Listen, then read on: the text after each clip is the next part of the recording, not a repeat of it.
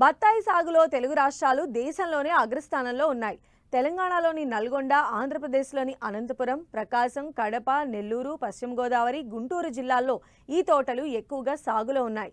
బత్తాయికి వేసవిలో మంచి ధర పలుకుతూ ఉండడంతో రైతులు వేసవి సమయానికి దిగుబడి వచ్చే విధంగా తోటల్లో యాజమాన్యం చేపడుతున్నారు. ముఖ్యంగా బత్తాయి తోటలకు ఏడాదికి 2 సార్లు ఎరువులను అందించాల్సి ఉంటుంది. ఇక ప్రస్తుతం ఈ తొలకరిలో తోటల్లో అనుసరించాల్సిన ఎరువుల యాజమాన్యం గురించి ఇప్పుడు తెలుసుకుందాం.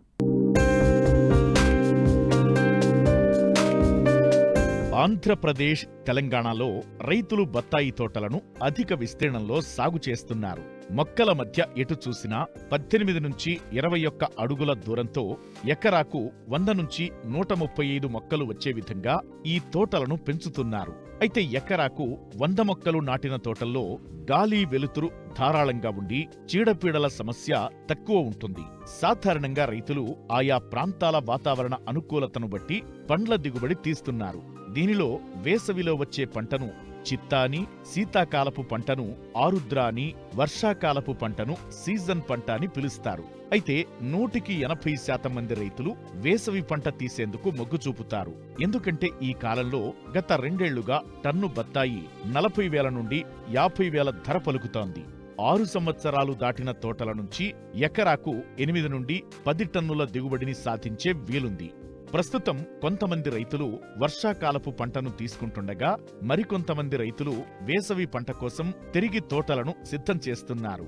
బత్తాయిలో పూత నుంచి కాయ పక్వానికి రావడానికి దాదాపు 7 నుండి 8 నెలల సమయం పడుతుంది. అయితే ఆశించిన దిగుబడులను పొందాలంటే ఈ తోటలకు పోషకాలను సకాలంలో అందించాలి. ప్రధాన పోషకాలైన నత్రజని, భాస్వరం, పొటాష్లను సకాలంలో అందించినప్పుడు చెట్లు ఆరోగ్యంగా పెరిగి మంచి ఫలసాయాన్ని ఇస్తాయి.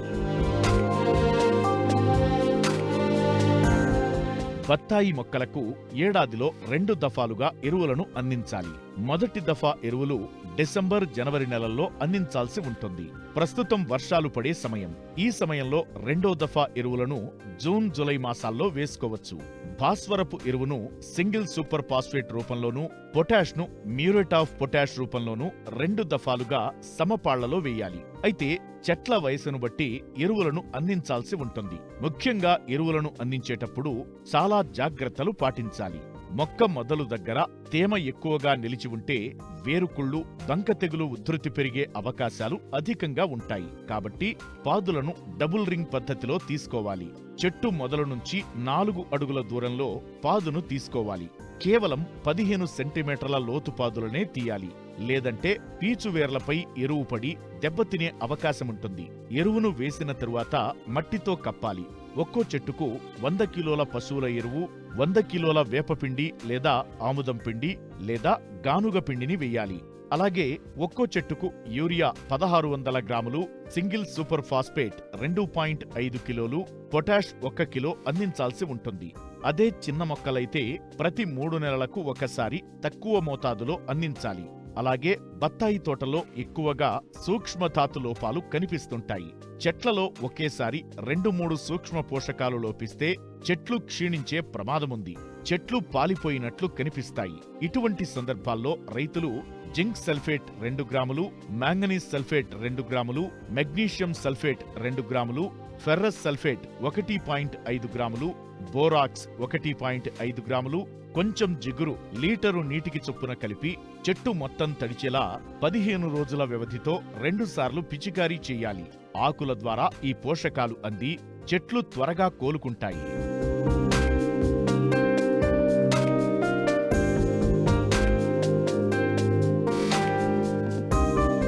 ప్రాంతాన్ని బట్టి చెట్లను పూతకు వదిలే సమయం మారుతుంది. పూతకు వదిలే ముందు చెట్లను వాతావరణం బట్టి 15 నుంచి 30 రోజుల వరకు వాడుపెట్టి ఎరువులు వేసి తగినంత నీరు పెట్టాలి. సేంద్రియ ఎరువులను మరియు పచ్చిరొట్ట ఎరువును వాడటం వలన భూమిలో సత్తువ, తేమ నిల్వ ఉంచుకునే సామర్థ్యం పెరిగి చెట్లు బాగా కాపునిస్తాయి.